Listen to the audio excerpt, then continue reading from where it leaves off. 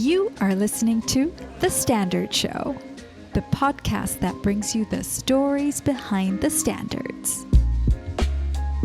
BSI Reports and Whitepapers provide expert insights, guidance and analysis on various topics related to standards, compliance and best practices.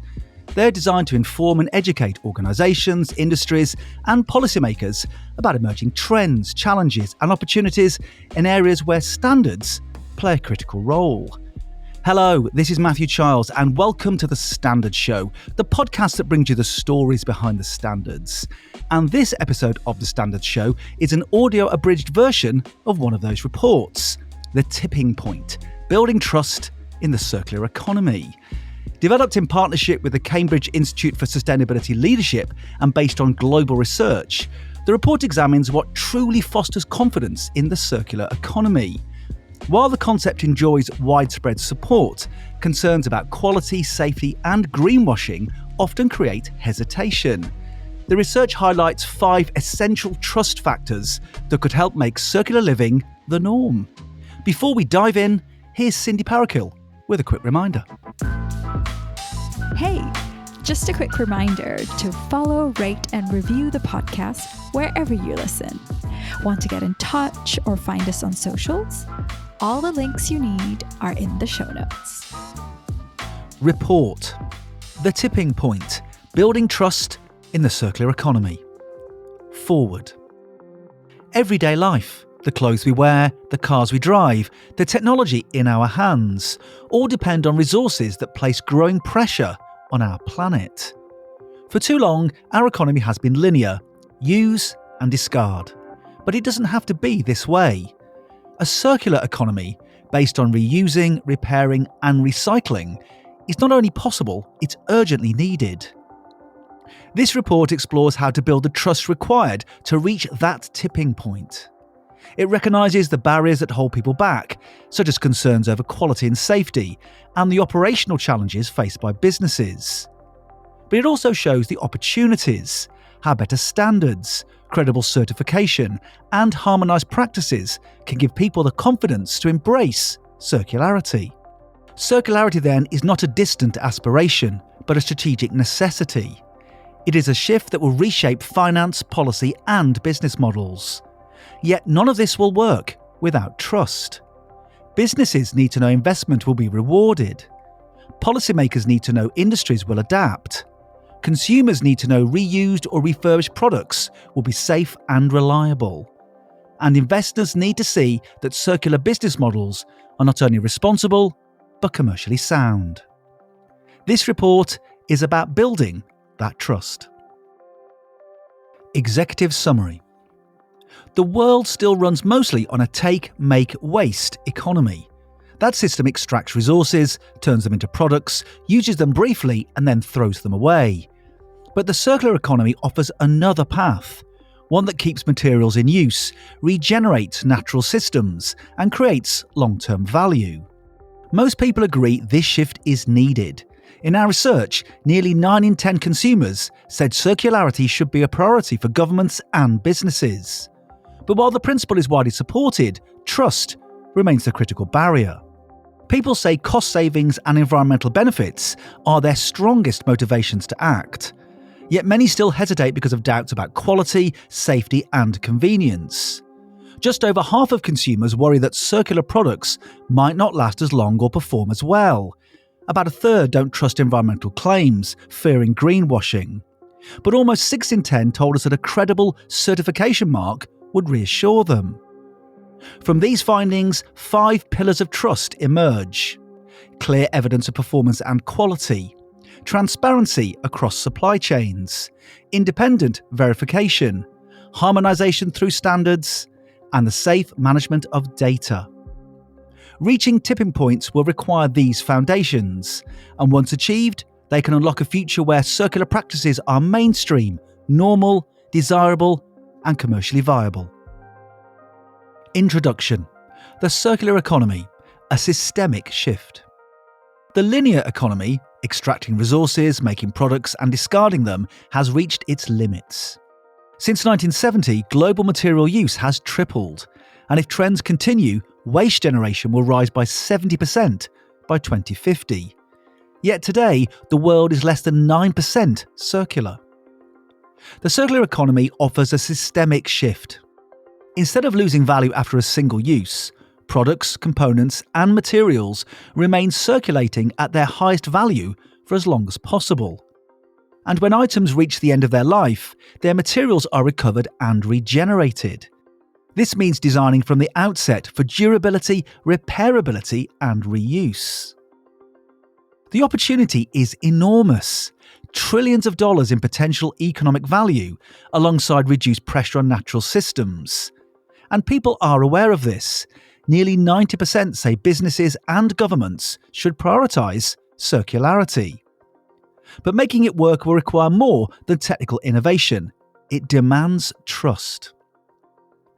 Consumers must be willing to choose reuse or refurbished goods, to participate in take-back schemes, or to subscribe to services instead of owning products outright. Businesses must invest in redesign and new supply chains. Policymakers must back bold policies. None of this will happen unless each actor believes the others will play their part. Trust, then, is the foundation on which a circular future will be built. Standards affect all of us, every day, everywhere. By defining good practice, they help people and organizations do things better. Each year, standards bodies publish thousands of standards, and we're always looking for more people like you to join our growing community of standards makers. We welcome applicants from all backgrounds, areas of expertise, and career stages. Our goal is simple: to bring a balance of perspectives to the table. As a standards maker, you can help improve how things are made and done, whether it's building more inclusive workplaces, improving healthcare, advancing AI governance, accelerating climate action, and much more. If you want to make a difference and help shape the world through standards, start your standards making journey today. Details on how to get involved are in the show notes. Chapter 1: Building Trust in the Circular Economy. Awareness of the circular economy is uneven. Young people tend to be more familiar with the concept, while many older groups have never encountered it. In India and China, where traditions of reuse are already part of daily life, awareness is much higher. When asked what motivates them to behave in a more circular fashion, most people point to two things: saving money and helping the environment. Repairing products or composting food waste are among the practices people are most willing to adopt. But barriers remain strong. Concerns over quality, safety and reliability are the most significant. Others worry about hygiene, particularly with clothing or second-hand goods. And ingrained habits, the ease of buying new, throwing away old, are hard to change. Businesses also face hurdles. Transitioning to circular models means redesigning products, restructuring supply chains, and managing new logistics such as take-back schemes. It often requires upfront costs and new skills, which can discourage investment. Against this backdrop, trust becomes crucial. People need to believe that circular products are as safe and effective as new ones. They need to see credible certification, clear labelling, and transparent supply chains. Our research shows that nearly 6 in 10 consumers would feel more confident if products carried a trusted mark of quality. Trust in the circular economy then rests on 5 key pillars. First, products and services must deliver assured performance and quality, meeting or exceeding expectations for durability, reliability, and functionality to gain widespread acceptance. Second, transparency and traceability are essential. Clear, accessible information about a product's entire life cycle, from raw materials to end of life, combined with mechanisms to track it, builds confidence in circular practices. Independent verification and certification form the third pillar, with trusted marks like the BSI Kite Mark making complex claims about quality, performance, and sustainability both credible and understandable. Harmonisation through standardisation is the fourth pillar. A common language and shared rules supported by international standards such as ISO 59000 create clarity, consistency and trust across markets. Finally, secure and ethical data management underpins the data-driven circular economy, ensuring robust protection, privacy, and responsible use of information, which is critical for consumer confidence. Together, these 5 pillars create the conditions where consumers and businesses can commit to circularity with confidence. Chapter 2: How tipping points work in circularity. Big shifts often start small. In circularity, tipping points occur when enough momentum builds for change to accelerate on its own. Take remanufacturing in the automotive industry. During the mid-20th century, companies like Volvo began reusing parts to save costs and materials. What began as a niche solution to scarcity has become a core business model, cutting costs for customers while reusing up to 85% of materials. The same story is playing out today in battery recycling, where regulation and collaboration are driving investment into recovery and reuse. Tipping points depend on 3 conditions at the product level: credibility of value, customer appeal, and easy access. Products must prove they work as well as new ones, resonate with consumer values, and be easy to return or repair. At the system level, 5 drivers need to align: environmental pressures, new technology, supportive government policies, financial investment, and shifting consumer behaviour. When these reinforce each other, circularity moves from isolated projects to mainstream practice. Chapter 3: Identifying circularity tipping points in key sectors. The report examines 5 sectors where circularity could reach tipping points. In the built environment, circular principles are emerging in design for disassembly, retrofitting, and material reuse. Industry standards such as BREEAM are embedding these practices. Yet the sector remains dominated by wasteful construction and faces barriers of cost and regulation. In consumer goods, fashion and electronics, the challenges are stark. Fast fashion drives huge waste, while electronics generates tens of millions of tons of e-waste each year. Yet change is happening. Resale platforms, rental services, and modular electronics are proving popular, particularly among younger consumers. Major brands are piloting take-back and refurbishment schemes, and regulators in Europe are mandating repairability and digital product passports. In food and packaging, waste remains vast. About 1/3 of food is lost or wasted globally. Single-use packaging still dominates, but innovations such as refillable containers, compostable materials, and apps to redistribute surplus food are showing promise. Healthcare is more cautious, bound by strict safety standards and a reliance on disposable items. But even here, momentum is building, with reusable gowns, regulated device reprocessing, and sustainable procurement frameworks in health systems like the NHS. Each of these sectors faces unique barriers, but all are moving closer to circular tipping points. Chapter 4: Overcoming the barriers to building trust in circularity. To reach tipping points, barriers must be overcome. Consumer skepticism is addressed by assuring quality and safety. Businesses must confront the cost and complexity of redesigning operations. Policymakers must close information gaps and tackle greenwashing by requiring clear, transparent reporting. Financial incentives are critical.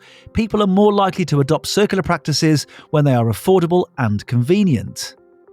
At the same time, investment in infrastructure, from collection and repair networks to recycling facilities, makes participation easier.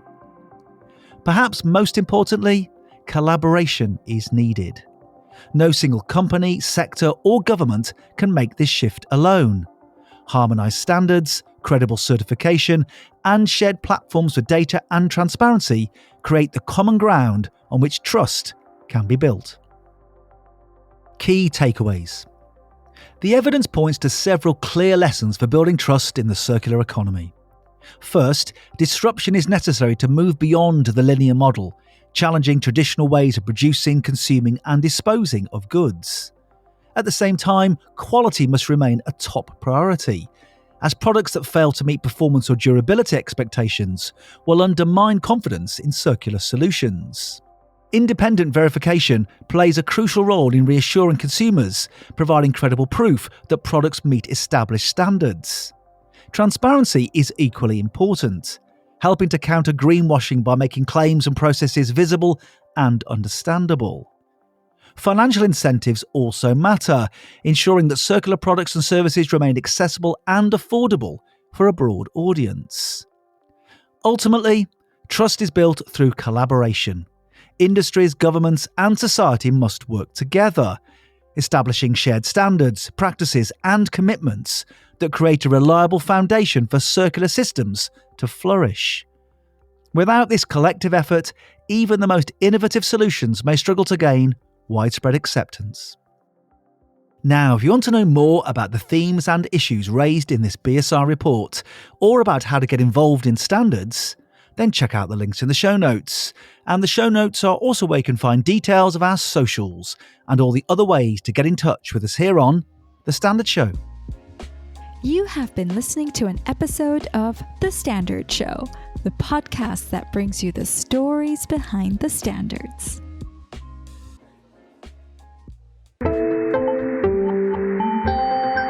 You just heard a Stripped Media production.